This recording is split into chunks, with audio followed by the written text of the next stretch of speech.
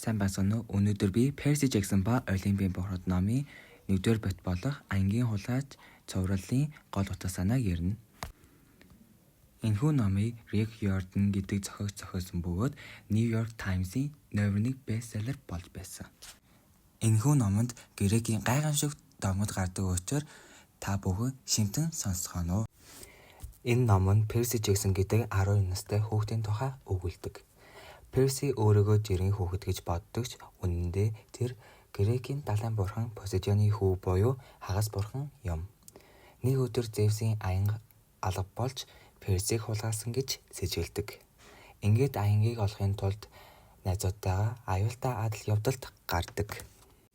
Номын эхлэл хэсэгт Перси сургуулийн аяллаа үеэр математикийн багш нь мангас буюу Фори болж хувиран дайралтанд өртсөний дараа өөрийгөө жирийн хүүхэд биш гэдгээ ойлгодог. Мөн ээжтэйгээ аялалд явсны шөнө Минотаврын дайралтанд өртөж хагас бурхтын цусланд очихоос өмнө ээжигээ дайны олс болгон алддаг. Цуслан дээр Анабет, Херон, ноён Дэ болон Люк нартай танилцдаг. Перси цуслан дээрээ хэсэг бэлтгэл хийсний дараа дацаг булаалтах тэмцээний үеэ өөрийгөө Посейдоны хүү гэдгээ мэддэг. Үүний дараа Херон Персид Зевсийн аянга алга болсныг хэлж эрэлт гарах ёстойг нь ойлгуулдаг. Перси Оракулын зөвнөлийг сонссны дараа саяхан танилцсан Анабет болон сайн найз Грувер нартай өрн зүгт эрэлт гардаг. Тэд замдаа Медуса Фори нарын дайралтанд өртөж Арис тусалсны шанд Лас Вегас явах унаанд суудаг.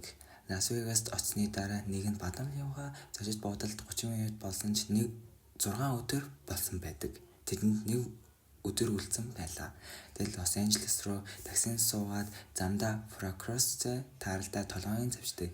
Тэгээд доод ертөнц рүү явдаг. Хайвантай тааралдаж мөнгөөр зодож байж доод ертөнц рүү хамтдаа явдаг. Тэд Асподлын талбай өнгөрөн Хейзийн өргөний үүдэнд очив. Гэтэл Персигийн Арисаас авсан цүнх тоон нэмсэн юм шиг хөндрөв. Хейзтэй уулзах зуур Хейзийн харанхуйн дулаан бас алга болж Персийн цүнх хүнд болсны учир Зевсийн аян цүнхэнд нь байжээ. Хейз аянгийг ээжээр нь солих санал тавив. Гэвч Перси бодсны эцэст аавынхаа нь өгсөн 3 сувдаа Хейзээс цухтаадаг. Далайн ирээдээ гарч ирэхэд Аристай тааралдаг. Хейзийн дуулга болон ангийг хулгайсан бурхан Арис байжээ. Тэгээд Перси Аристай тулалдаж түүнийг буулган авч дуулгыг авдаг. Дуулгыг Форнэтэд өгч Перси өөрийн биеэр ангийг Empire State барилгын 600 дугаар давхар буюу Олимп болонд авчирч өгдөг. Ээжигээ суллаж хагас бурхтын цусланд ирдэгч Люк биднээс урвж төгсдөг.